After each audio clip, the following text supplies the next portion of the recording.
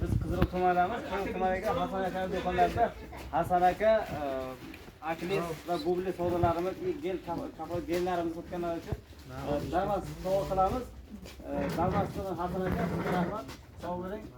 Sizga damas chiqdi. Xudo xolasa yaxshi kunlarga minik sizga ta'siri qanday bo'ldi? Sizga haqqonimi ekan, bu yoqqa yolg'on haqqoniy, mana Xudoga shukr yil davomida qo'yilgan abyomni bajardik. Xudoga shukr. Mana damas avtomobilni yutib oldik. Sizlarga ham shuni tilaymiz. Omad hammaga. Nasib inshaalloh ikkinchisiga ham harakat qilamiz. Inshaalloh.